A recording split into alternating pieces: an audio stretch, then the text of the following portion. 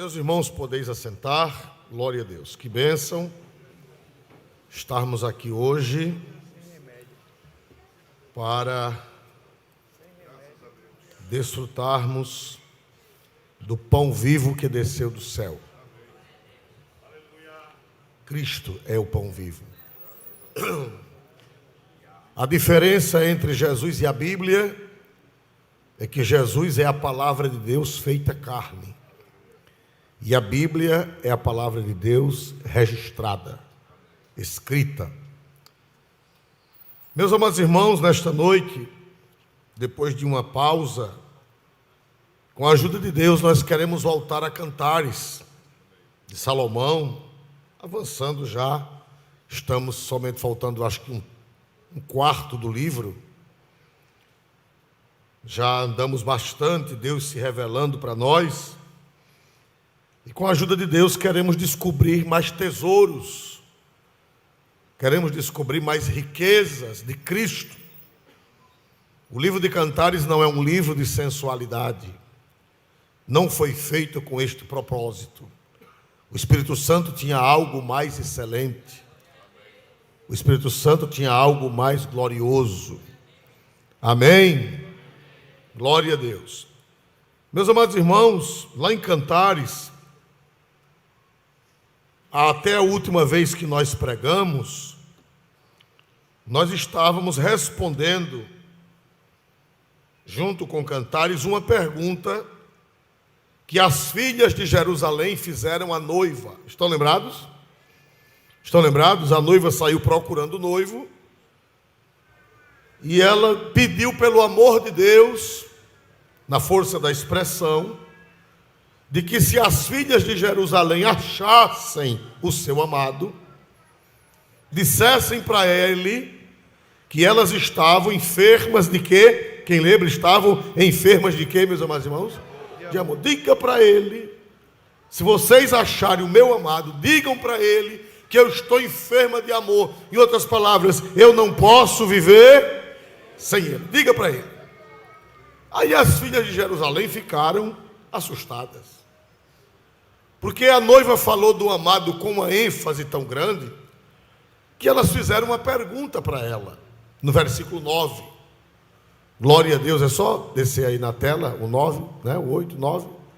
Elas fizeram uma pergunta para a noiva. Por favor, pastor Eliasar. Que é o teu amado mais do que outro amado? Ó tu, a mais formosa entre as mulheres. Que é o teu amado mais do que outro amado, que tanto nos conjuraste? As filhas de Jerusalém perguntaram à noiva, o que é o teu amado mais do que outro? A gente vem debatendo isso, não é verdade? Vem mastigando isso. O que é que o teu amado tem mais do que os outros amados? Glória a Deus. Amém. Se perguntarem para você sobre Jesus, quem é o amado da igreja? Me ajudem. Quem é o amado da igreja? Jesus. E se as pessoas lhe perguntarem sobre Jesus, você tem alguma coisa para dizer dele? Tem? Amém. Todo crente tem que ter alguma coisa para dizer de Jesus. Todo crente tem que ter. Pedro disse que nós devemos estar prontos para responder a qualquer que nos perguntar a razão da nossa esperança. 1 de São Pedro 3:15. Não está no script, mas é bom que vocês estão melhorzinhos aí na mídia. Glória a Deus, vê se vocês estão. Glória, eu não estou dizendo. Graças a Deus não foi perdido o meu elogio, não. Glória a Deus. Leia, por favor, 3:15, de primeira carta de São Pedro. Glória a Jesus. Antes santificai a Cristo como Senhor em vosso coração, e estais sempre preparados para responder com mansidão e temor a qualquer que vos pedir a razão da esperança que há em vós. Pedro disse, antes santificai a Cristo como Senhor em vosso coração, e estais sempre o quê? Estais sempre preparados para quê? para responder com mansidão e temor. Não precisa ficar brabo, não precisa ficar valente, não precisa ficar zangado. É para responder com mansidão e temor a qualquer que vos pedir a razão da esperança que está em vós. Você tem que estar preparado para responder, para falar de Cristo, para falar da sua fé, para falar da sua crença, para falar dos seus valores cristãos. Estais sempre preparados para responder. As filhas de Jerusalém disseram à noiva: o que é que tem o teu amado mais do que os outros amados? O que é que tem ele? E ela respondeu. Aí ela começou a dizer o que o amado era, que eu já falei. Só ficou um tópico que Deus não permitiu que eu falasse agora. De todos aqueles tópicos que ela respondeu, o meu amado é cândido e rubicundo, né? Rubicundo, ele traz rubicundo, né? Uma palavra meio esquisita, que é vermelho. Ele traz a bandeira entre os 10.000. A sua cabeça é como ouro mais apurado, seus cabelos são crespos, pretos como corvo, seus dentes são como seus olhos são como os das pombas junto às correntes das águas, lavados em leite, postos em gaste. As suas faces são como um canteiro de bálsamo, como colinas de ervas aromáticas. Os seus lábios são como lírios que gotejam mirra. As suas mãos são como anéis de ouro que têm engastadas as turquesas. O seu ventre é alvo como marfim coberto de safira. As suas pernas são como colunas de mármore, fundadas sobre bases de ouro puro. Esse aí foi que eu não falei. O seu aspecto como o Líbano, excelente como os cedros. Esse Deus não me autorizou a falar agora. Vou esperar o sinal verde do Espírito Santo. Foi o último. Que ele é... O seu aspecto é como o Líbano. O Líbano.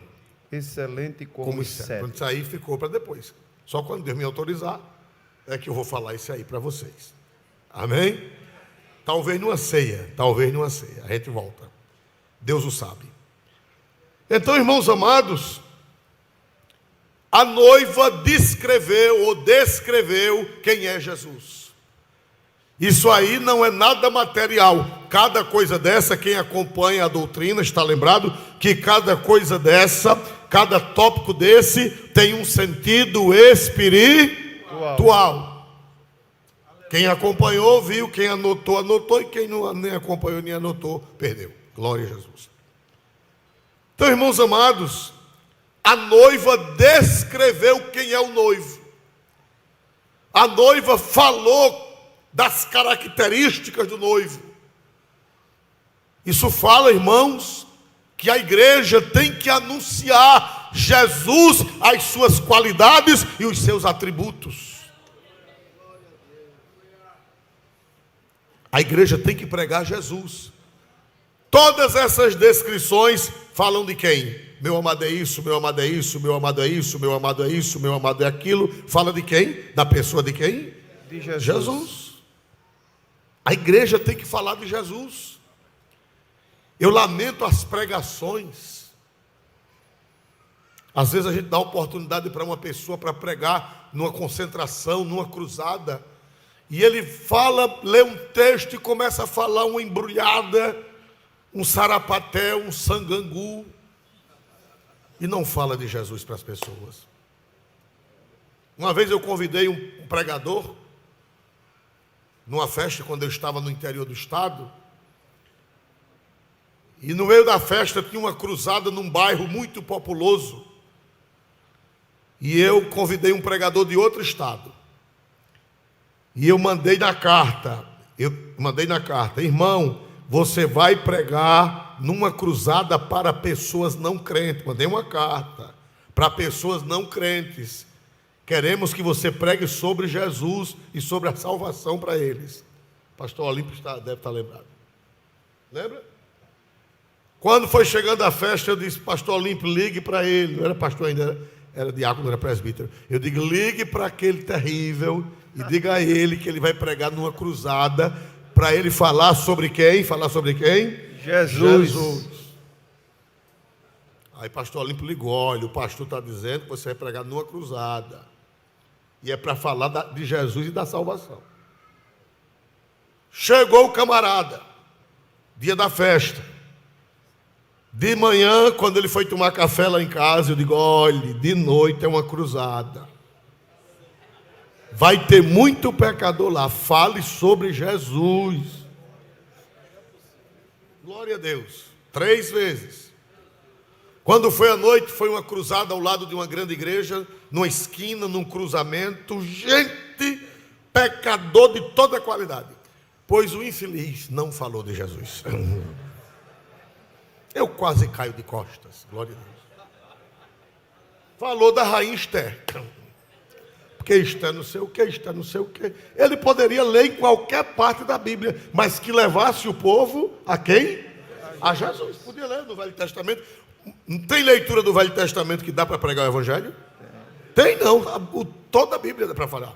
Jesus disse: examinais as Escrituras, porque vós julgais ter nelas a vida eterna, e são elas que de mim testificam. São João 5,39. E ele estava se referindo ao Velho Testamento, porque naquela época não tinha Novo Testamento.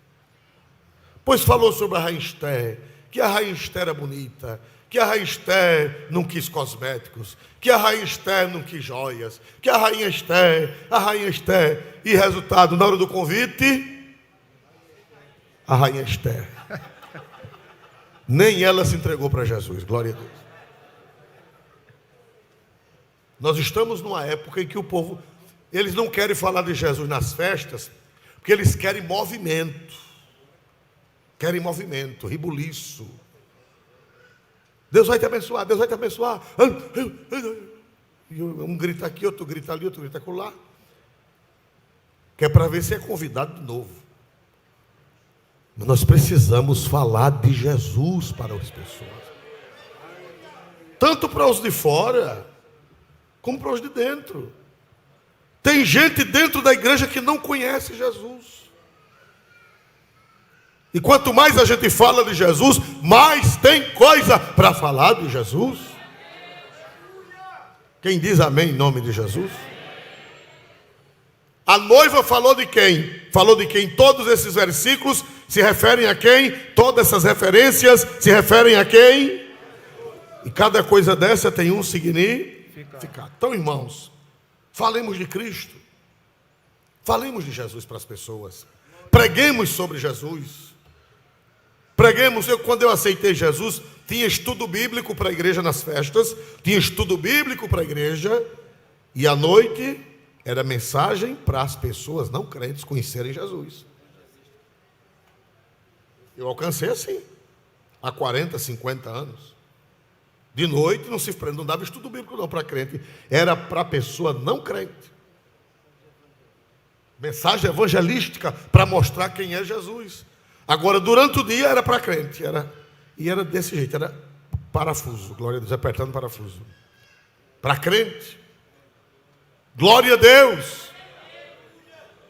Hoje de noite junta o povo, vai falar sobre a rainha Esther, vai falar sobre Ana de noite, vai falar sobre, o que mais, meu Deus?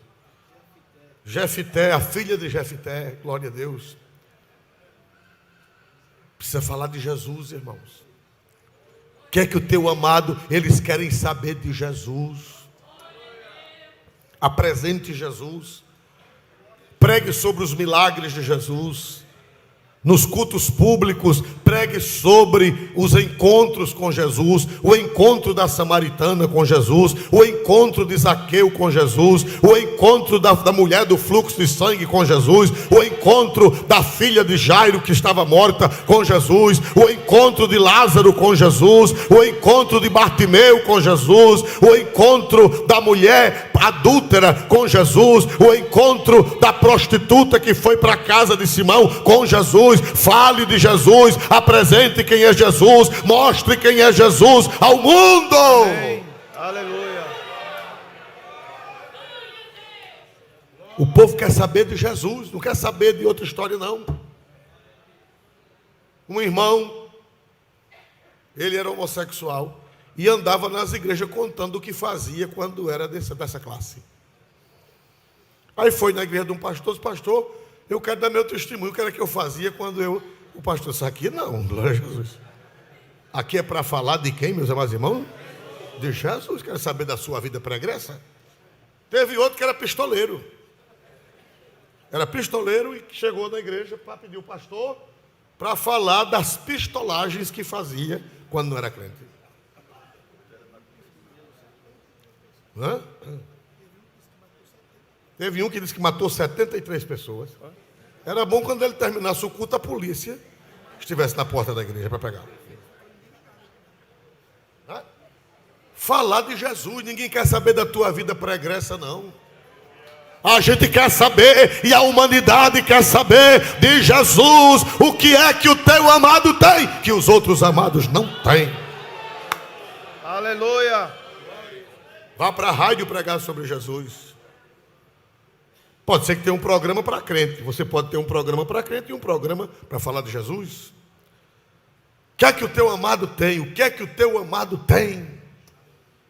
Aí a noiva pregou o que era que o amado tinha, as características do amado. Quando ela terminou de pregar sobre as características do amado, o que foi que as filhas de Jerusalém disseram? Os capítulos são separados. Capítulo 5, capítulo 6, mas no hebraico é tudo junto, não tem separação. Na Bíblia original não tinha capítulos. Os capítulos e os versículos foram colocados muitos anos depois. Antigamente a Bíblia era como cantiga de grilo. Quem sabe dizer o que é cantiga de grilo? Direto. Não tinha capítulo. Quem dividiu capítulos na Bíblia foi um cardeal, Hugo de Saint-Cher, um francês, lá pela Idade Média, lá depois de Cristo, mais de 1000 anos, quase 1200 anos depois de Cristo, foi que o cardeal Hugo de Saint-Cher fez a separação da Bíblia em capítulos. E quem fez a separação em versículos foi um protestante, salvo o melhor juízo, chamado Roberto Stevenson. Foi ele quem já depois da reforma, separou em versículos. Devemos aos católicos a separação em capítulos e aos protestantes a separação em versículos. Foi um impressor de Paris, crente, protestante, que separou em versículos e depois serviu para todo mundo. Então, irmãos amados, no original está tudo junto, porque quando os capítulos são bons para ajudar a localizar, mas a gente pensa que um capítulo não tem nada a ver com o outro quando tem. O capítulo 6 tem a ver com o 5. Você vê que no capítulo 5 ela termina de revelar quem é o noivo, e no capítulo 6 as filhas de Jerusalém, elas fazem um pedido para ela. Vamos ver capítulo 6, versículo 1, 6 e 1. Para onde foi o teu amado, ó mais formosa entre as mulheres? Para onde virou a vista o teu amado, e o buscaremos contigo? Pronto. As filhas de Jerusalém agora ficaram apaixonadas também pelo amado da noiva. Quando a noiva falou das características do amado, quando a noiva pregou para elas, o meu amado é cândido, rubicundo, o meu amado é assim, o meu amado é assim, o meu amado é assim. Quando ela termina de falar, as filhas de Jerusalém é quem pergunta para ela: para onde foi o teu amado? Ó mais formosa entre as mulheres, para onde virou a vista o teu amado? Para que o buscaremos contigo. A gente agora já está atrás dele também, junto com você. Aleluia.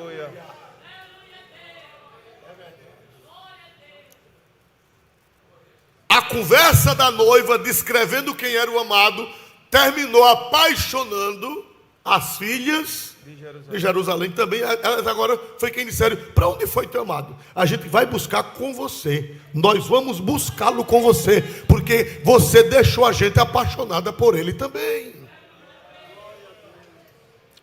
O mundo precisa se apaixonar por Cristo. O mundo precisa ter interesse por Cristo. E é a igreja quem tem que falar de Cristo ao mundo, para o mundo ter interesse de buscar Cristo com a igreja.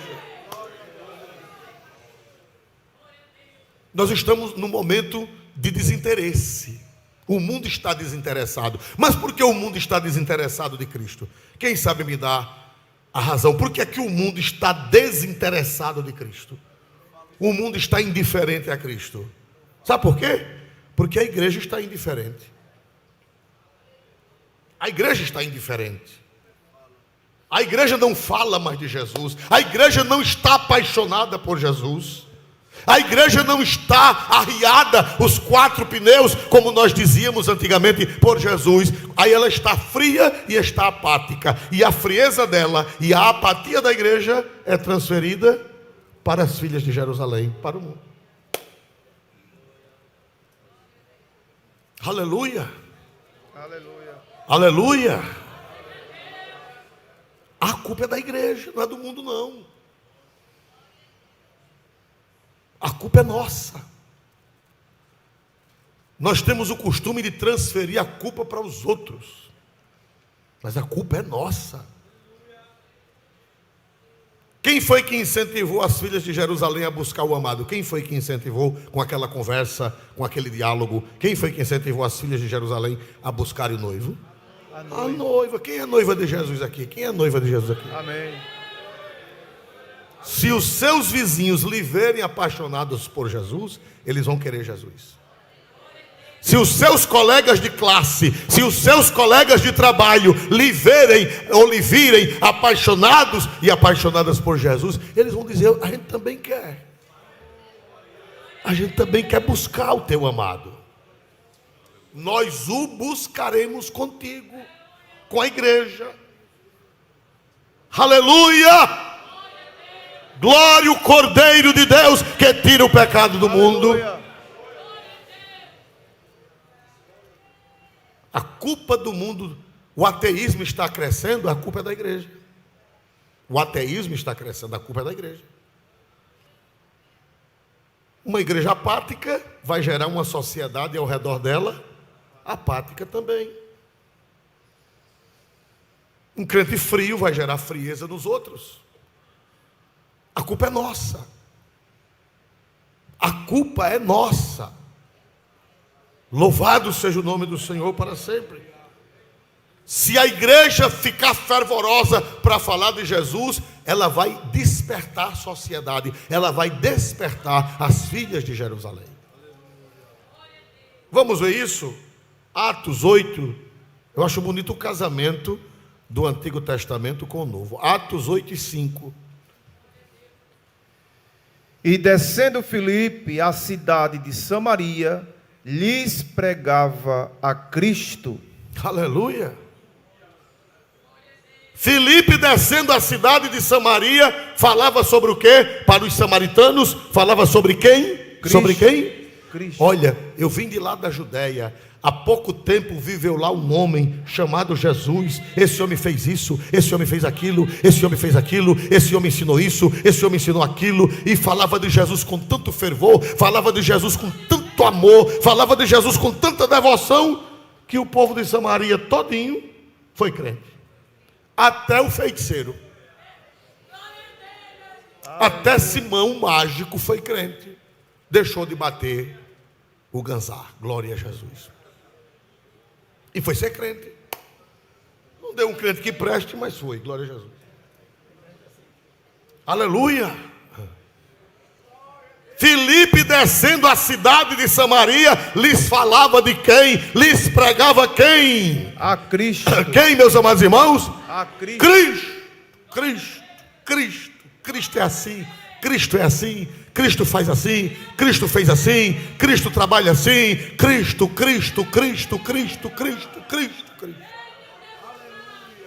Aí o que foi que aconteceu? Versículo 6. E as multidões unanimemente prestavam atenção ao que Filipe dizia, porque ouviam e viam os sinais que ele fazia. Mas, irmão, já pensou? Diz que as multidões unanimemente prestavam o que, irmão?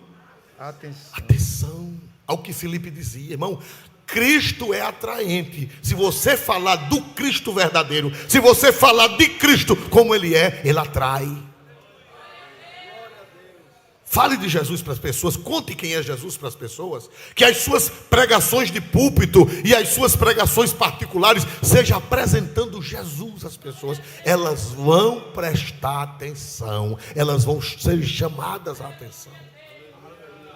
Está na Bíblia, é promessa. As multidões unanimemente prestavam atenção ao que Filipe dizia. Um Cristo atraente. Jesus disse, eu disse na Santa Ceia passada, Jesus disse: quando eu for levantado da terra, todos, levante Jesus, levante Jesus, levante Jesus, que você vai atrair o povo a Jesus.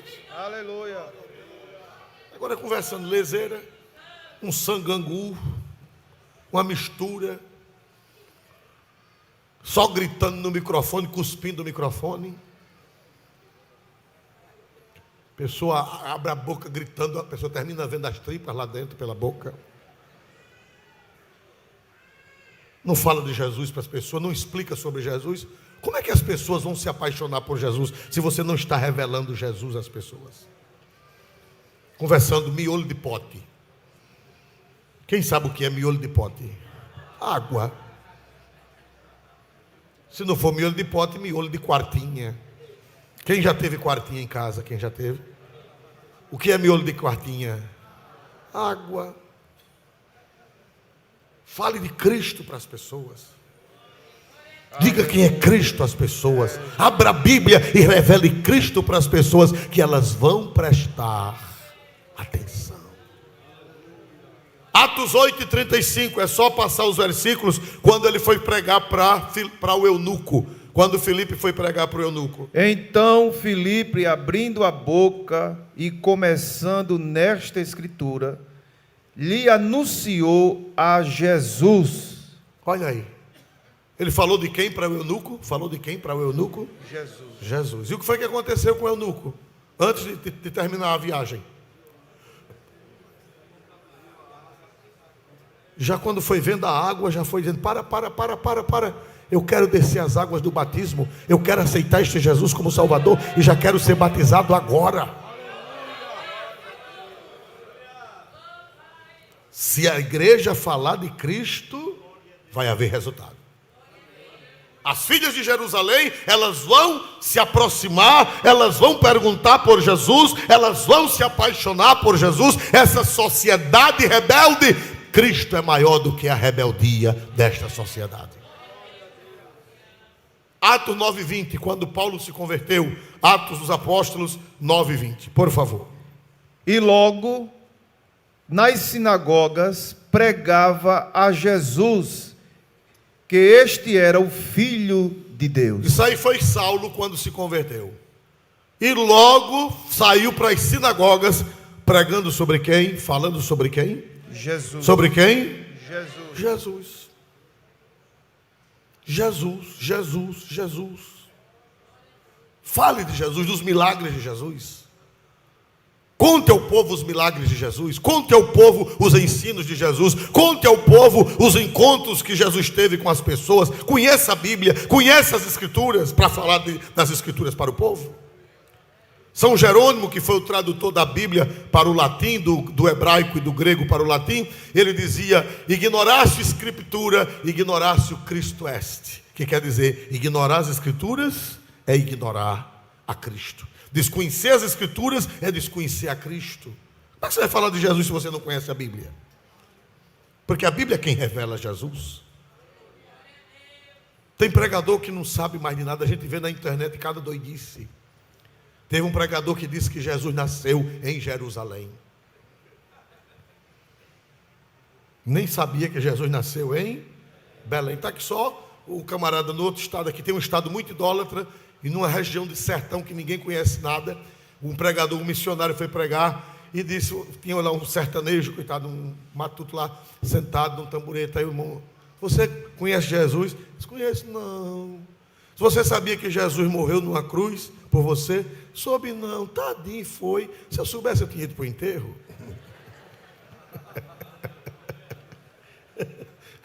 Está inocência, né? Se soubesse, tinha ido para o enterro. Não tem gente que gosta de enterro, né, pastor? Glória a Deus, gente gosta de enterro. Se soubesse, tinha. Tinha ido para o enterro, né? Até para o de Jesus, né? Glória a Deus.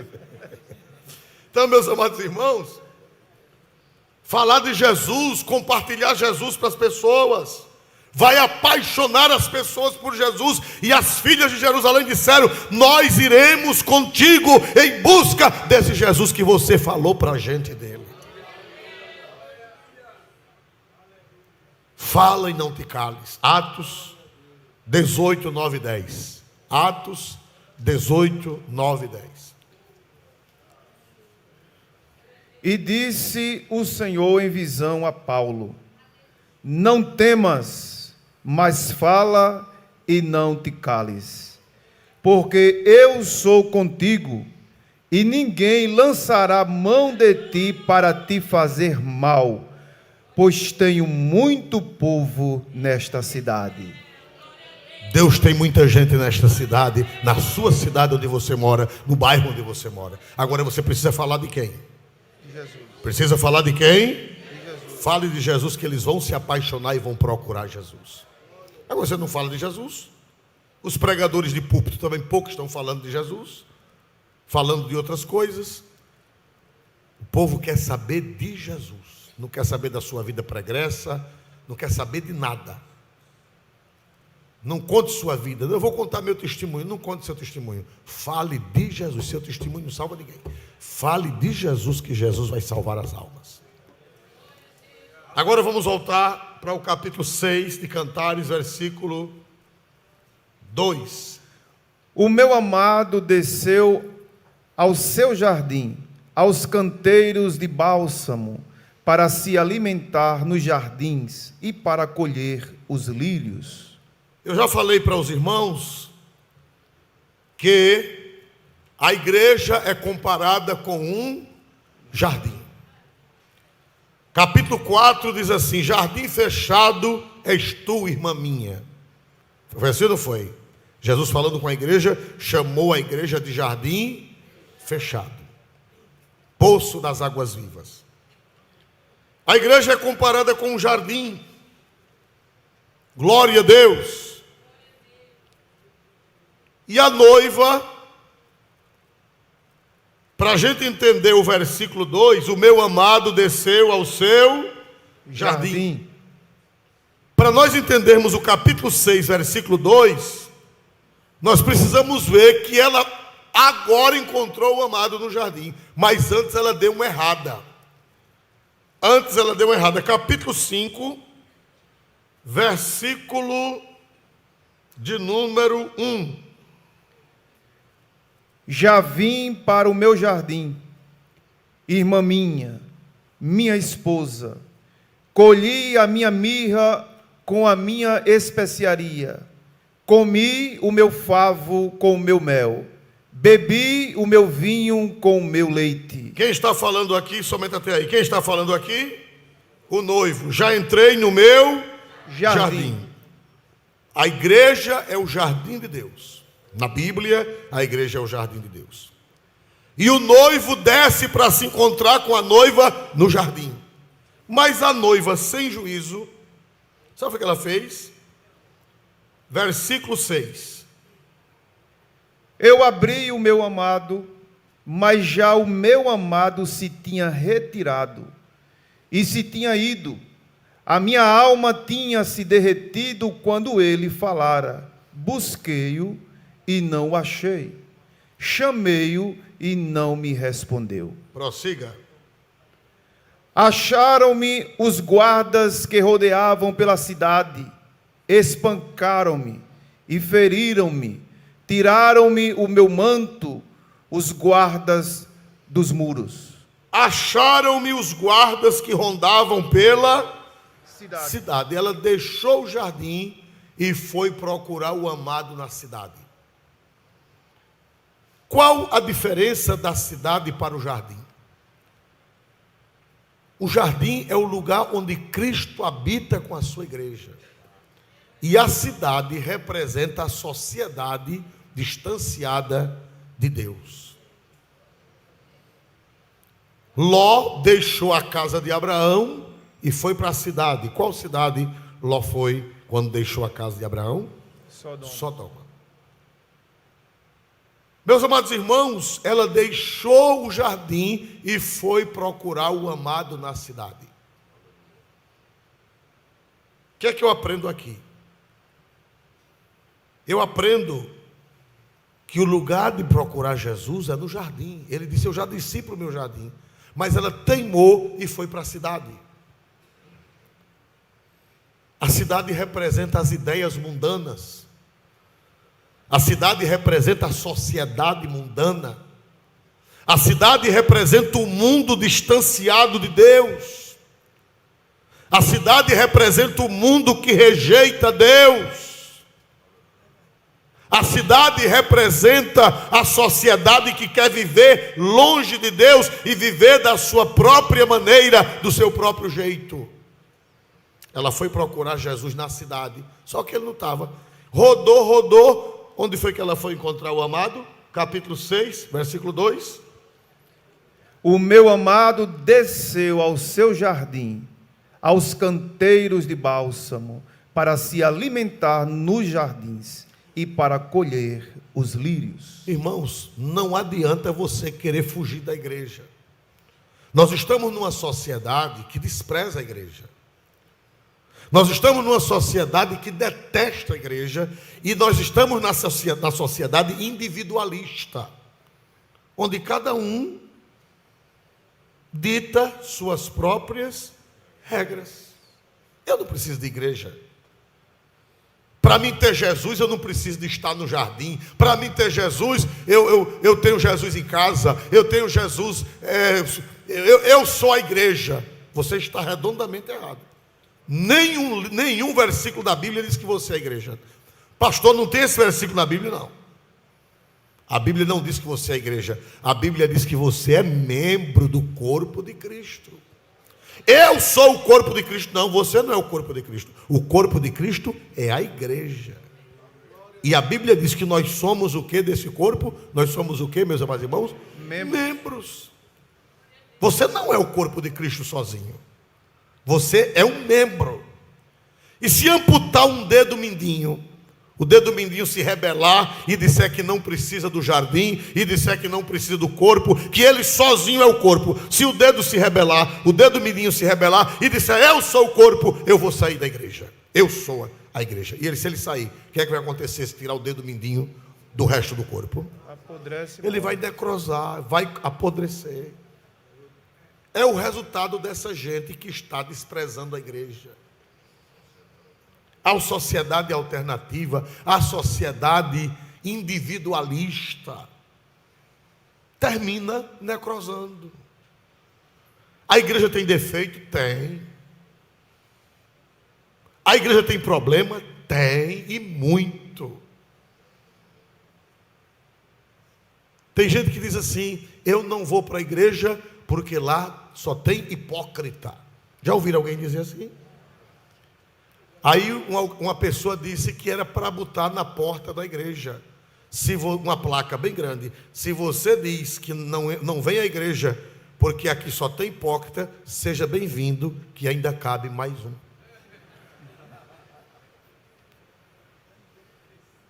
Quem está dizendo que na igreja só tem hipócrita é também outro hipócrita. A igreja tem problema. Jesus tinha 12 apóstolos. 12 apóstolos. Aqueles apóstolos eram ministros, não eram só membros, eles eram ministros de Cristo, eram sacerdotes de Cristo, eram pastores de Cristo, eram presbíteros de Cristo. Era um ministério. No meio de 12, tinha um que mentiu, disse que não conhecia Jesus. Quem foi esse que mentiu perante as criadas, disse que não conhecia Jesus? Pedro, que dizem que era o Papa. Imagine o angu como não seria. Glória a Jesus. Se a Papa está desse jeito, o que era Papa me enganou, disse que mentiu.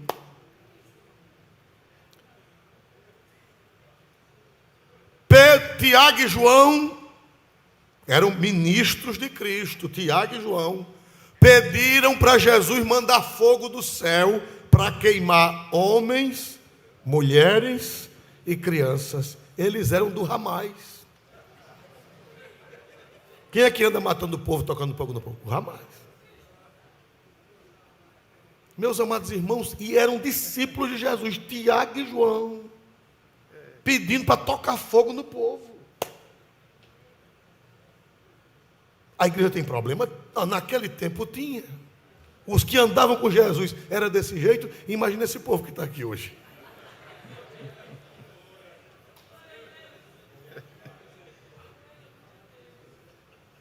Judas, deixei ele para o derradeiro, glória a Jesus. Ladrão fino. A igreja tem problemas. Teve e tem e terá até a trombeta tocar. Mas eu lhe aconselho, se você sair desse corpo, é pior para você. Aleluia. Glória a Jesus. Você vai ser amputado e vai necrosar.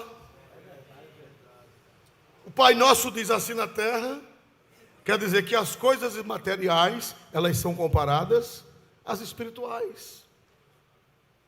O lugar de se encontrar é no jardim. A noiva foi para onde? Me ajudem. Para onde foi que a noiva desnorteada foi? Ela foi procurar o noivo onde, irmãos? Na cidade. Na cidade encontrou com quem? Os guardas. Com os guardas que tiraram o manto, deram uma surra. E depois ela rodou. Foi para onde? No jardim. No jardim. Esse povo que está rodando e apanhando por aí afora, a igreja orando, eles vão chegar no jardim outra vez. Aleluia. Quem diz aleluia para Jesus nessa noite? O lugar onde o noivo se revela é no jardim. Não é na cidade, é no jardim.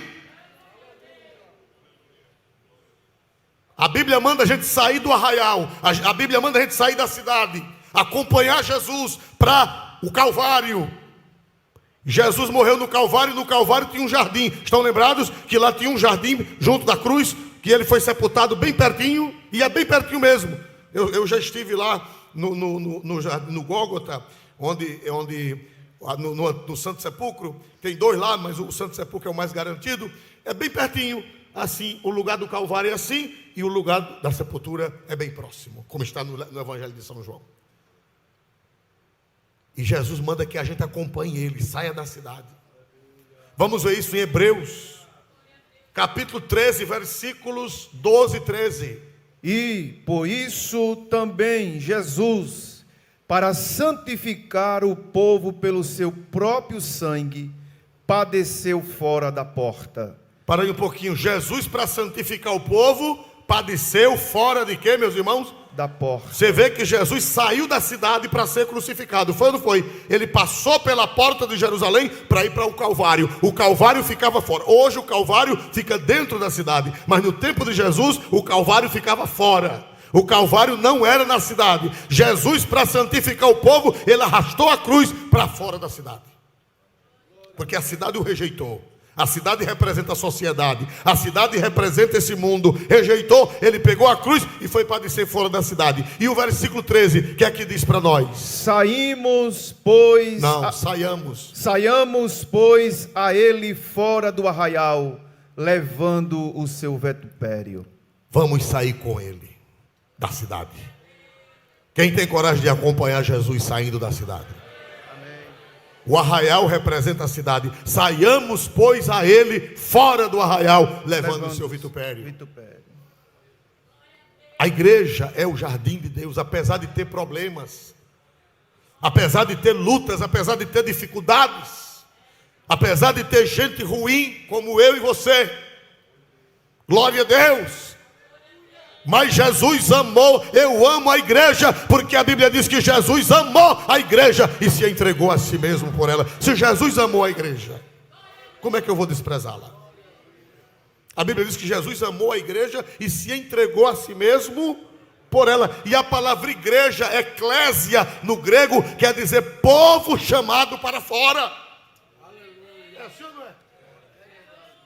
Jesus nos tirou da cidade do mundo, nos congregou e nos trouxe para fora. Eclésia quer dizer um povo que foi tirado, um povo que foi separado, um povo que foi colocado fora. NVT, pastor. Hein? Na NVT. Como é que diz? Da mesma forma, Jesus sofreu fora das portas da cidade, para santificar seu povo mediante seu próprio sangue. Portanto, vamos até ele, para fora do acampamento, e soframos a mesma desonra que ele sofreu. Vamos sair. Nós somos o povo que saiu da cidade. Nós somos o povo que saiu de Sodoma. Nós somos o povo que acompanhamos Cristo. Ele foi na frente e o apóstolo disse: saiamos, pois, a ele. Vamos embora com ele. Vamos sair com ele. Mesmo que lá fora tenha, mesmo que no jardim tenha problema. Aleluia. Mesmo que no jardim tenha Judas, mesmo que no jardim tenha o Pedro que mente, mesmo que no jardim tenha o Tiago e o João que são terroristas. Aleluia, mas vamos sair com Jesus. Aleluia. Você vê que a noiva, ela roda e termina parando onde, meus amados irmãos? No jardim. Conheço pessoas que saíram do jardim e foram andar pela cidade. E depois eles dizem: eu não me acostumei. Aleluia, Jesus. Vai terminar no jardim de Deus outra vez. Olha, irmão, diz que as águas, toda a água sai do mar. Você sabia disso? Quem aprendeu, antigamente, quando havia educação, quando havia escolas, mesmo públicas, mas ensinava geografia, ensinava matemática, ensinava a história verdadeira. Hoje até a história que ensinam é pervertida. Mas quando havia, a gente criança aprendeu que a chuva, ela tem a água que cai, a chuva tem 3 processos. Primeiro, quem lembra? 3 processos. Primeiro, evaporação. Segundo, condensação. E terceiro, precipitação. Primeira água, ela evapora. De onde? A maioria das águas? Do mar. As águas, elas saem do mar, elas evaporam e elas sobem, e elas lá em cima, elas condensam. Condensam quer dizer, forma nuvens. E essas nuvens, elas voam. Essas nuvens, elas vão longe. Vão bater no alto sertão da Bahia, vão bater no alto sertão do Piauí, vão bater, sai do mar e vão bater lá no centro-oeste, sai do mar e vai bater lá nas extremas. Quando elas estão bem longe, quilômetros, milhares de quilômetros de distância, aí Deus faz elas se precipitarem. Em forma de quê? De chuva. Aí elas caem na terra. Lá elas viram regatos, pequenos riachozinhos. Os riachos caem, os regatos caem nos riachos, os riachos caem nos rios maiores, os rios nos rios menores, os rios menores caem nos rios maiores, como São Francisco e como o Amazonas e como outros rios, e os outros rios todos caminham para onde? A água que saiu do mar rodou. Aleluia. Quem crê nisso? Eu creio, Jesus.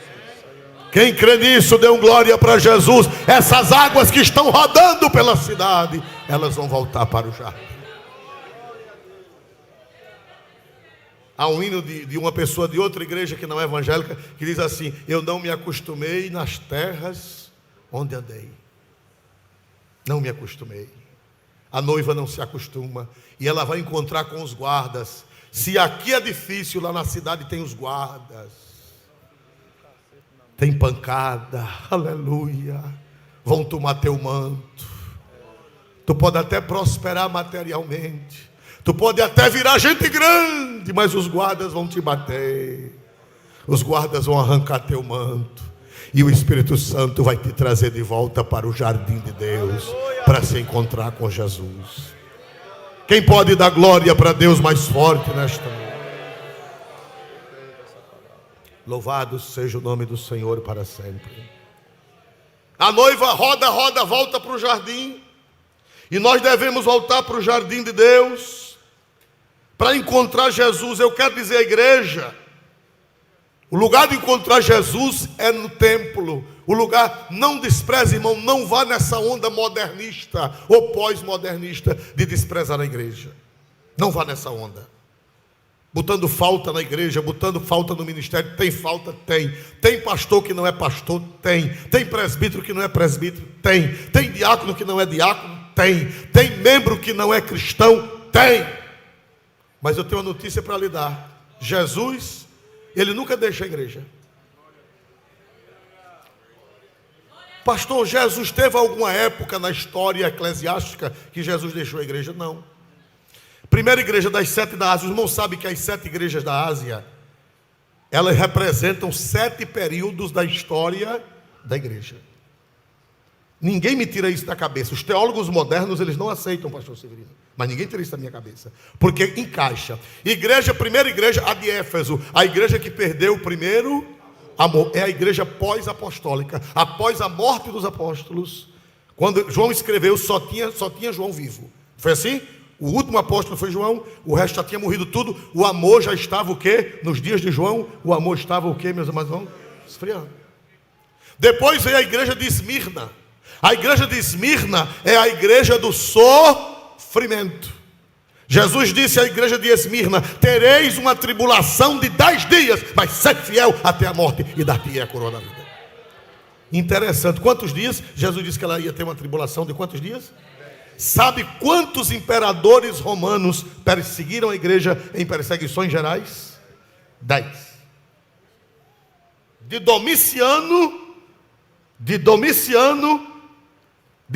Nero até Constantino, até antes de Constantino, Maxêncio, salvo o melhor juízo, Maxêncio Diocleciano. De Nero até Maxêncio e Diocleciano, foram 10 reis que perseguiram a igreja. Então aquela igreja perseguida representa, aquela igreja dos 10 dias de tribulação, representa os primeiros 300 anos de perseguição à igreja. Depois veio a igreja de Pérgamo. A igreja de Pérgamo foi a igreja que entrou as falsas doutrinas. Jesus disse: tu tens lá os que seguem a doutrina dos nicolaítas.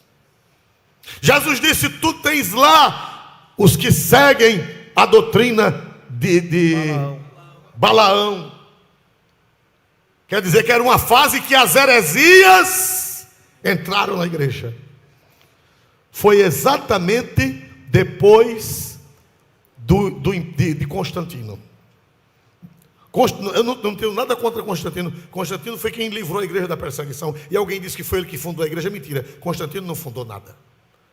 Constantino não fez nada. Ele apenas tirou a igreja da perseguição. Agora, a Bíblia diz que depois de Constantino veio o tempo de Balaão e o tempo dos nicolaítas, que foram o arianismo, as heresias, várias heresias, o adicionismo. 6 heresias perigosas entraram na igreja e quase acaba com a igreja depois daquela época, que foi do ano 400, do ano 500 até o ano 700. Heresias, a igreja foi atacada. Jesus avisou: é o tempo de Balaão e o tempo dos nicolaítas. Depois veio a igreja de Tiatira. Jesus disse: tu tens lá Jezabel, mulher que ensina e profetiza e engana os meus servos com os sacrifícios da idolatria. A Idade Média, onde a idolatria tomou conta. A idolatria tomou conta na Idade Média. Vocês sabem, não foi preciso depois fazer a reforma protestante? Tanta doutrina, tanta coisa que desviava. O que é uma idolatria? É tudo aquilo que tira as pessoas de Deus. É verdade ou não é? Que desvia as pessoas de Cristo. Desviaram o Cristo para Maria, desviaram o Cristo para os anjos, desviaram o Cristo para os santos, desviaram o Cristo para tanta coisa, para as indulgências, tiraram o foco de Jesus e botaram o foco em outros seres e em outras coisas. Foi a idade de Tiatira. E interessante que a carta de Tiatira é a maior carta. A maior carta das 7 cartas do Apocalipse, a maior é Tiatira. E o maior período foi a Idade Média, do ano 590 até o ano 1500. É o maior período, é o período de Tiatira. Depois de Tiatira veio o período de Sardes. Tens nome de que vive, mas estás morto. Foi o tempo da reforma protestante. Alguém disse que a reforma protestante foi um avivamento. Não, não foi um avivamento. A reforma protestante foi uma volta à Bíblia, foi uma volta às Escrituras, mas não trouxe vida à igreja. Você vê que não teve missões, não teve derramamento do Espírito Santo, não teve obra missionária. Graças a Deus pela reforma, porque trouxe a Bíblia de volta, afugentou Jezabel, afugentou os ídolos, afugentou a superstição.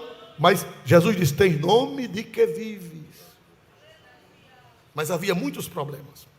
Depois veio a igreja de Filadélfia, que foi do tempo dos morávios.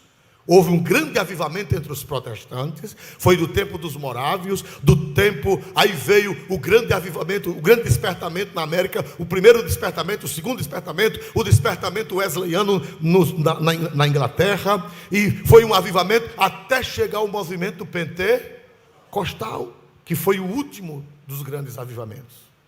Igreja de Filadélfia, eis que pus diante de ti uma grande porta aberta. Até os morávios, o cristianismo era muito pequeno no mundo.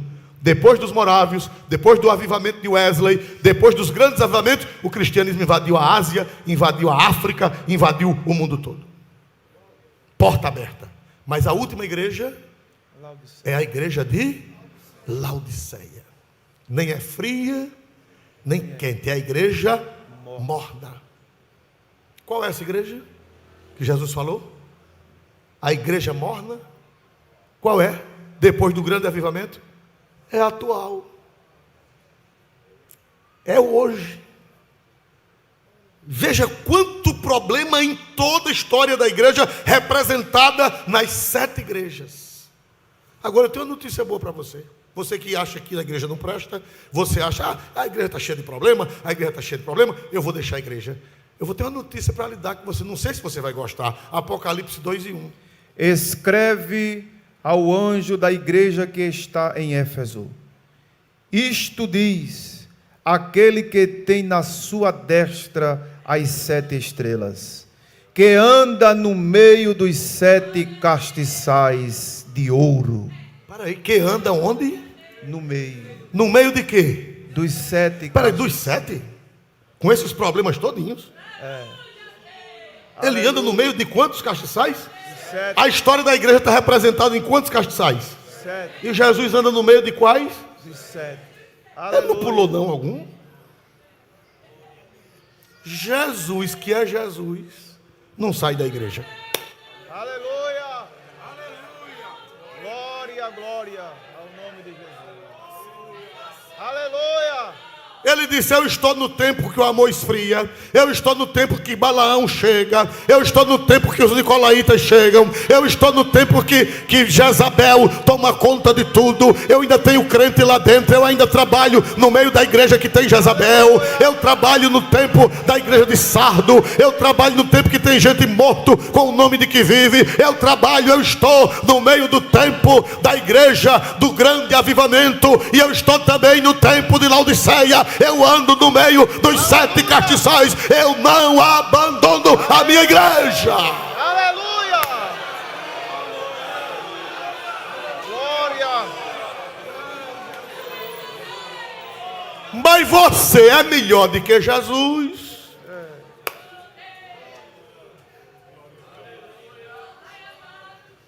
Você é melhor do que Jesus. Não vai mais para a igreja não. Não vou não. Jesus vai, mas essa beleza não vai. Está vendo, pastor?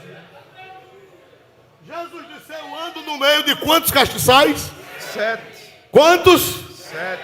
No meio daqueles desajustes todos, Jesus está ali. Ele disse: eu ando no meio de quê? Dos 7 No meio de todo esse período eu ando. Agora tem gente melhor do que Jesus que diz: eu não vou mais não.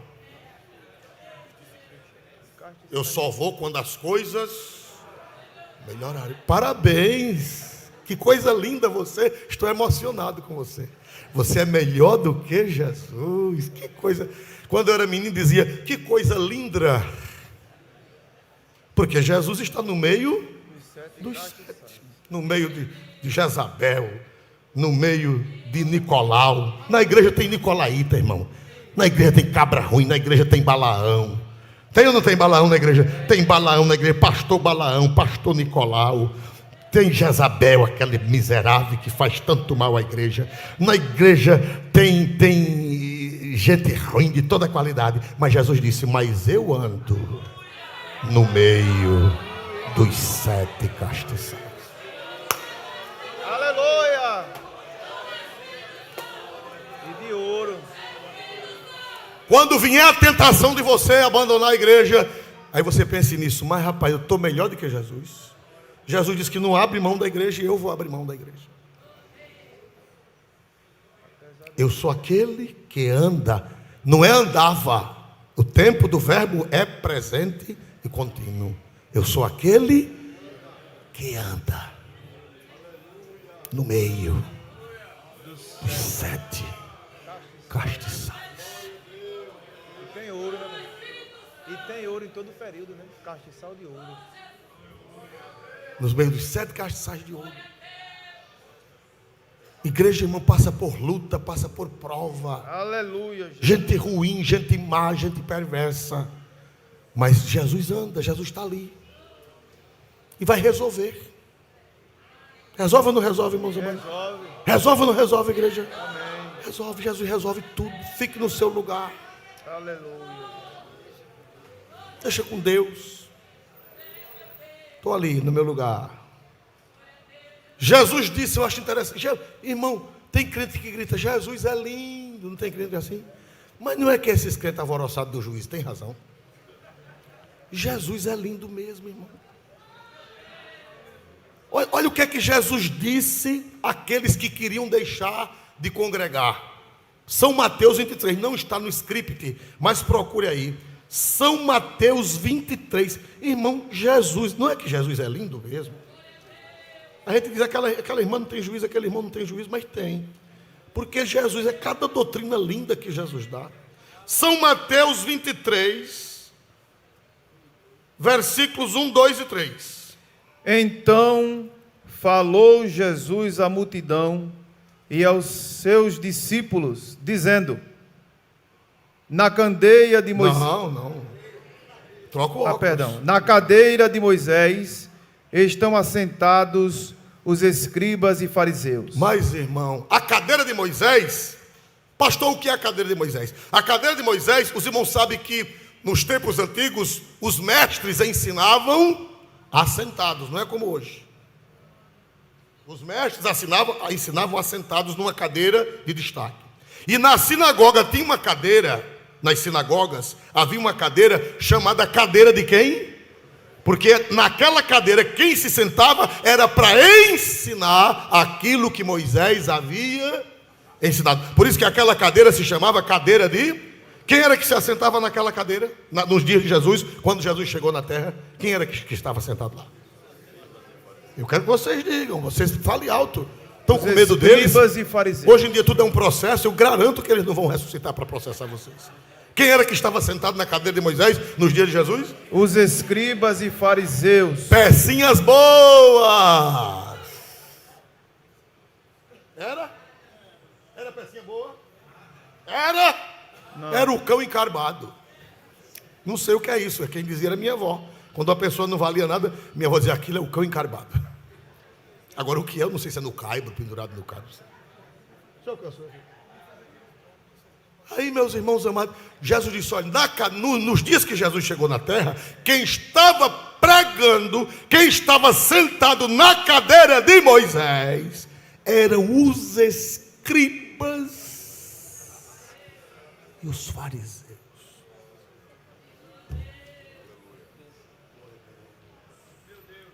Jesus, se você fosse Jesus, o que era que você diria para aquele povo que estava escutando os escribas e fariseus assentados na cadeira de Moisés? Se você não fosse Jesus, e você, o que era que você diria na sua mente carnal, eu na minha mente carnal, o que era que nós diríamos ao povo? Não vão não. Aquilo é uns fariseus, aquilo é uns escribas.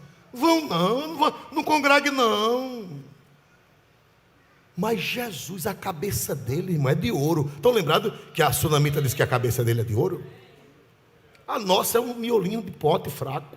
A de Jesus é cabeça de ouro. Jesus é sábio. Quem crê que Jesus é diferente da gente, que a cabeça dele é diferente da gente, dê um glória para Jesus bem forte. Eu já vou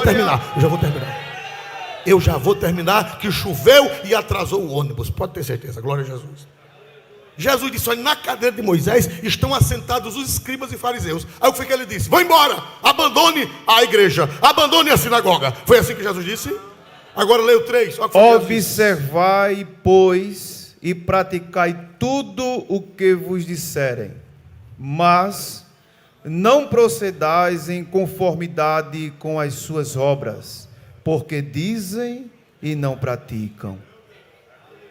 Jesus não disse para eles correrem da sinagoga, não. Jesus disse: só observai e praticai o que eles ensinarem. Porque eles estão ensinando o quê? Moisés. Estão ensinando a Bíblia. Moisés representa as Escrituras. Hoje, o Antigo e o Novo Testamento. Fique lá sentadinho, escutando ele. Escute ele. Para Jesus, eu vou escutar aquele fariseu. Jesus mandou você escutar. Foi Jesus, não sei eu não. Agora ele disse: mas não procedais de acordo com as suas obras. Você fica escutando ele, porque ele está pregando o quê? O que é que ele está pregando? Ele está pregando Moisés, ele está pregando a Bíblia, ele está pregando Jesus, e você até dá glória a Deus, aleluia. Agora você não pode fazer como ele faz. Um dia Jesus arranca ele da cadeira de Moisés. Aleluia. Arranca ou não arranca?